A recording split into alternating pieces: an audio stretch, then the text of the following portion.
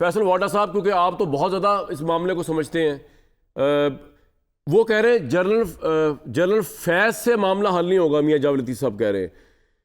आपका क्या ख्याल है, ये इनकी जो ख्वाहिश है, ये एक विश लिस्ट है, एक विच हंट है, या आपको लगता है कि नहीं वाकईतन ये सही कह रहे हैं और इदारा भी सोच रहा होगा कि जी बाजवा साहब हों, साकिब निसार साहब हों, ये सब जब तक नहीं आएंगे अब तक इंसाफ नहीं होगा? योर टेक फैसल भाई। बहुत शुक्रिया कामरान शाह साहब। देखिए, मैं जावेद लतीफ़ साहब का जो तज्ज़िया है, नेचुरली उनकी पॉलिटिक्स और तजर्बा मुझसे ज़्यादा है, मैं उस पर तो कमेंट नहीं करूँगा। मैं आपको अपना व्यू दे देता हूँ कि देखें, बाजवा साहब का वो सवाल उठा रहे हैं, इसलिए उठा रहे हैं कि वो आर्मी चीफ थे, लेकिन फैज़ हमीद एक नॉर्मल DGI भी बला होती है, लेकिन उससे बड़ा मॉन्स्टर क्यों बना? वो इसलिए बना और धूल झोंकने में क्यों कामयाब हो गया बाजवा साहब की आंख में? क्योंकि बाजवा साहब का जो पॉलिटिकल बॉस था वो थे इमरान खान साहब। तो इमरान खान साहब और फैज़ जब मिल गए, एक टॉप हेड और एक मीडियम हेड जब मिल गए, तो एक साइड का जो हेड है वो तो वैसे ही फारिग हो गया। अब उसमें आप ये कह सकते हैं कि उनकी अहलियत के अंदर ये प्रॉब्लम आई कि उन्होंने भरोसे के ऊपर वो मारे गए, उनके और धूल झोंक दी गई, वो मिसगाइड हो गए या उनके साथ भी गेम हो गई। तो इसका आप कोई भी नाम दे दें, यहाँ तक तो उनकी मिस्टेक बनती है, लेकिन उनकी मिस्टेक के अंदर मैं इसलिए उनको नहीं सजावार ठहराता क्योंकि जो टॉप मैन था पावर कॉरिडोर का, जो उस वक्त का बॉस था रियासती और सियासी, वो थे इमरान खान साहब, कोई भी वजीर आज़म।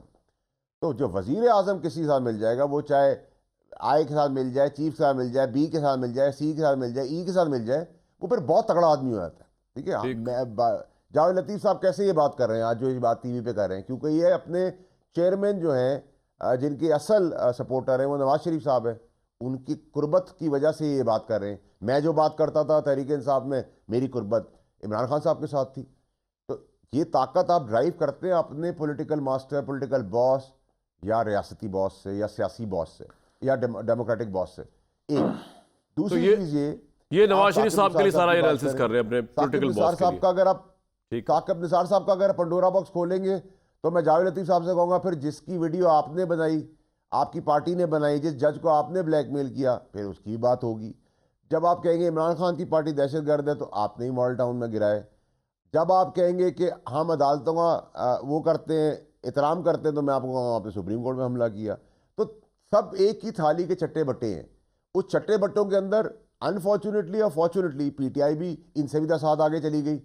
जो जो जो जहर है वो तो सब उगलते हैं, लेकिन इमरान खान साहब ने सबका जहर अपनी ट्रे में लिया, 200 लाइंस क्रॉस की, रेड लाइन, और जाके इनकी जो ख्वाहिशात थी वो गिरा कर दी। वेरी वेल सेड, ये आपने जो बात की, वो एक ऐसी बंद गली में गए जिधर से वापस नहीं आ सकते। तो ये काम तो कामरान शाह साहब सभी ने किया है।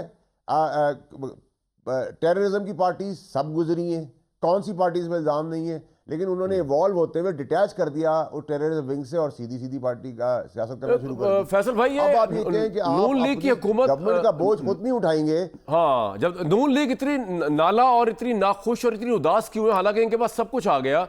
पंजाब में उनकी बेटी जो है वो वजीर आला पंजाब लग गई है, सबसे बड़ा सूबा है जिसके पास पंजाब है, उसके पास हुकूमत है, फेडरल में भाई प्राइम मिनिस्टर, ये उदास क्यों है ये लोग?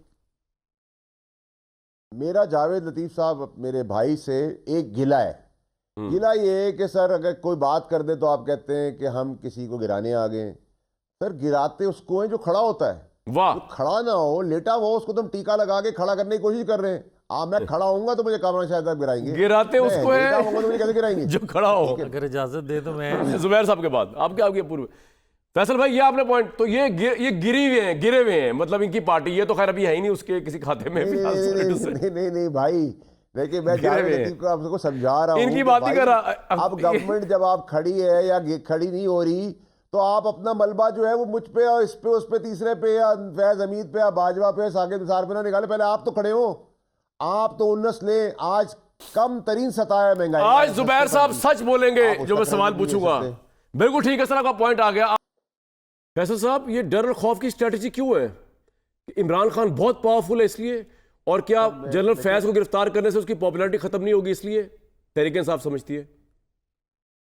देखिए एक तो ये कि कामरान शाह साहब सबसे बड़ी क्लैरिटी आप रखेंगे मुल्क को नुकसान पहुंचाने के लिए। जो 14 की कॉल थी सिविल नाफरमानी की, जो मैंने आपको बताया था कि फैज़ हमीद के केस को इन्फ्लुएंस करने के लिए थी, वो जी, तो जी, आप आपने कौम के बताया आगे सामने आ गई है। इसका मतलब मुल्क भाड़ में जाए, मुल्क की रेमिटेंसेस भाड़ में जाए, उसके रिजर्व भाड़ में जाए, फैज़ हमीद बच जाए, तो फैज़ हमीद हमारा बाप लगता है जिसको हम बचा रहे हैं। क्या ऐसा मसला था? क्या फैज़ हमीद को इस्तेमाल करके हमें प्रेसिडेंशियल फॉर्म ऑफ गवर्नमेंट नहीं मिलनी थी? क्या हमारे बाप की जागीर नहीं चलनी थी? ये जो कत्लो गारत, धरने मरने जो सारे कुछ हुए हैं, वो फैज़ हमीद के चीफ बनाने के लिए नहीं हुए? तो चीफ बना के हमें क्या करना था? फतह कर लेना था कोई मुल्क, कोई जंग लड़नी थी? क्या करना था हमने प्रेसिडेंट फॉर्म ऑफ गवर्नमेंट बनानी अब थी, नंबर एक। ये नंबर दो ये हमसे कि मुराद देखिए इमरान जुबैर खान साहब और की आप जब थे जुबैर उस वक्त साहब की साहब, जब ठीक है जी, जी ठीक इमरान है। खान अब जुबैर साहब की बात पे आ जाए जाएं कि इमरान खान जो है उसको उसके नाहक। अब जुबैर साहब की बात पे मैं आ जाऊं तो देखिए, जुबैर साहब हो गए, चौधरी निसार साहब हो गए, खाकान अब्बासी साहब हो गए, मिफ्ता इस्माइल साहब हो गए, साद रफ़ीक साहब हो गए, खुर्रम दस्तगीर साहब हो गए।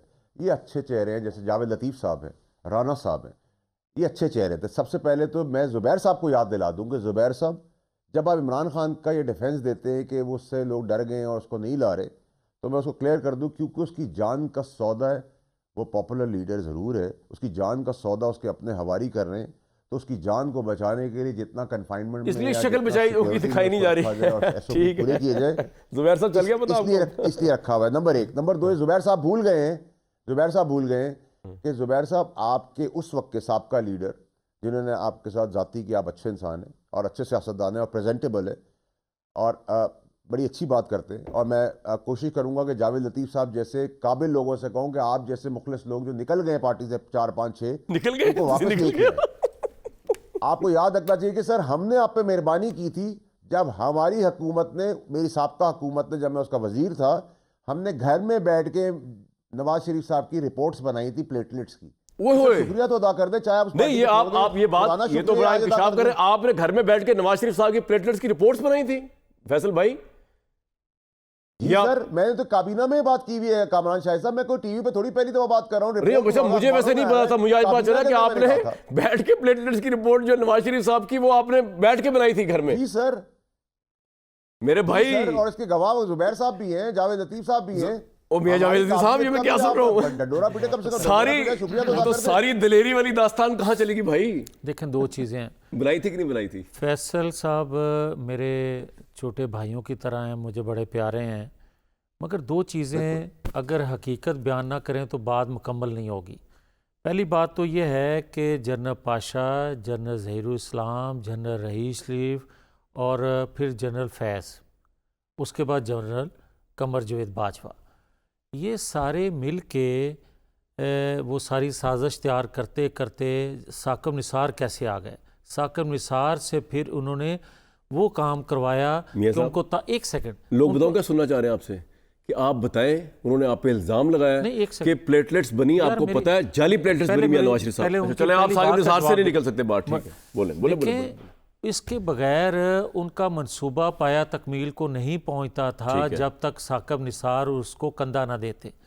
अब आ जाएं, जो मेरे भाई बार बार ये कहते हैं कि ये गिरी हुई हुकूमत है और गिरे हुए लोग हैं, इनको इंजेक्शन देना चाहिए। तो भाई नहीं, जावेद लतीफ़ साहब एक मिनट, सर मेरा एतराज़ है यहाँ। मैंने ये नहीं कहा जावेद लतीफ़ साहब, आपका बड़ा एहतराम है। सुने सर, मैंने कहा आदमी उसको गिराता है जो खड़ा होता है। मैंने गिरी हुई और ये चीजें नहीं की सर। जो पहले गिरा वो उसे कौन गिराएगा?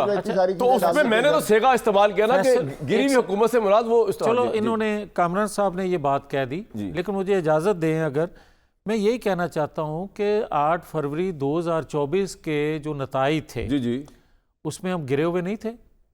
हमें किसने खड़ा किया?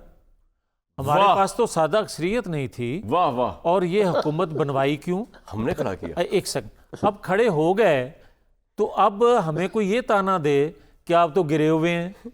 नहीं, तो मुनासिब वो नहीं। कह रहे हैं आपको मुश्किल से खड़ा किया, अच्छा, आप फिर गिर गए। नहीं, अब नहीं गिरे, हम तो गिराए गए थे। हम तो गिराए गए थे। फैसले एक सेकंड यार साहब, मुझे बात बड़ी पसंद आई आपकी, मैं जवाब दूंगा। मुझे अगर इजाजत दे दें ये बात बोले, छोटा भाई हूँ मैं, आपसे थोड़ी सी इजाजत ले लेता हूं। जल्दी से बोले क्या कहना चाहते हैं। सबसे पहले तो ये कि जावेद लतीफ़ साहब, सर जावेद भाई अगर मैं बोल लूं सर, अगर आपकी इजाजत हो। जी, बोले।